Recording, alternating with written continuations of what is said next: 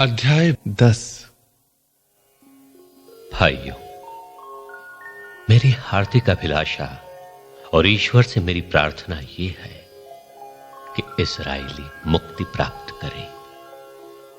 मैं उनके विषय में यह साक्ष्य दे सकता हूं कि उनमें ईश्वर के प्रति उत्साह है, किंतु यह उत्साह विवेकपूर्ण नहीं है।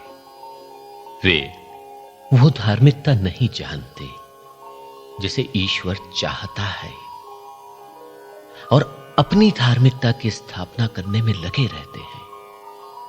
इसलिए उन्होंने ईश्वर द्वारा निर्धारित धार्मिकता के अधीन रहना अस्वीकार किया, क्योंकि मसीह संहिता को परिपूर्णता तक पहुंचाते हैं और प्रत्येक विश्वास करने वाले को धार्मिकता प्रदान करते हैं। अब यहूदी और यूनानी में कोई भेद नहीं। मूसा संहिता की धार्मिकता के विषय में लिखते हैं, जो इन बातों का पालन करेगा उसे इनके द्वारा जीवन प्राप्त होगा। किंतु जो धार्मिकता विश्वास पर आधारित है, उसके विषय में वो कहते हैं, तुम अपने मन में ये मत कहो कि कौन स्वर्ग जाएगा, अर्थात मसीह को नीचे ले आने के लिए, अथवा कौन अधोलोक में उतरेगा, अर्थात मसीह को मृतकों में से ऊपर ले आने के लिए। किंतु धर्मग्रंथ क्या कहता है? वचन तुम्हारे पास ही है, वो तुम्हारे मुख में और तुम्हारे हृदय में है।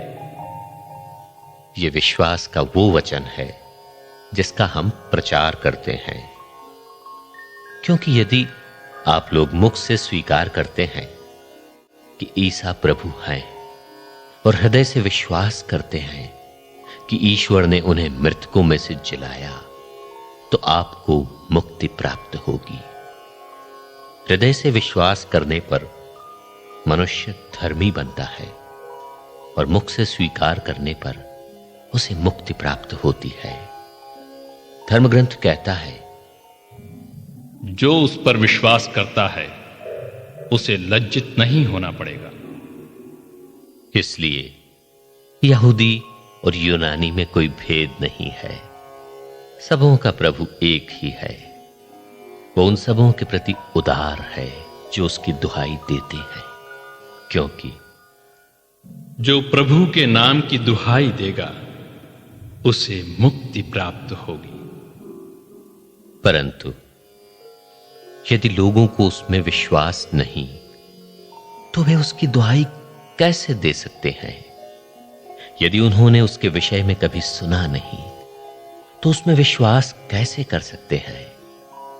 यदि कोई प्रचारक ना हो, तो वे उसके विषय में कैसे सुन सकते हैं? और यदि वो भेजा नहीं जाए, तो कोई प्रचारक कैसे बन सकता है?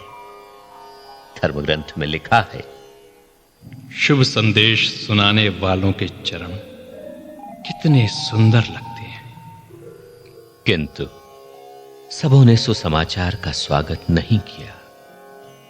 ईसायास कहते हैं, प्रभु, किसने हमारे संदेश पर विश्वास किया है? इस प्रकार हम देखते हैं कि सुनने से विश्वास उत्पन्न होता है, और जो सुना जाता है वो मसीह का वचन है। अब मैं ये पूछता हूं, क्या उन्होंने सुना नहीं? उन्होंने अवश्य सुना है, क्योंकि उनकी वाणी समस्त संसार में फैल गई है और उनके शब्द पृथ्वी के सीमांतों तक। मैं फिर पूछता हूं, क्या इस्राएल ने वो संदेश नहीं समझा? मैं पहले मूसा के शब्द दोहराता हूं, मैं एक ऐसे राष्ट्र के प्रति जो राष्ट्र नहीं है, तुम में ईर्ष्या उत्पन्न करूंगा, और एक मूर्ख राष्ट्र के प्रति तुम में क्रोध उत्पन्न करूंगा। ईसायास निर्भीकता से ये कहते हैं, जो मुझे नहीं खोजते थे उन्होंने मुझे पाया, और जो मेरे विषय में प्रश्न नहीं पूछते थे उन पर मैंने अपने को प्रकट किया। और वो इस्राएल से ये कहते हैं, आज्ञा न मानने वाली एवं विद्रोही प्रजा की ओर मैं दिन भर अपने हाथ फैलाए रहा।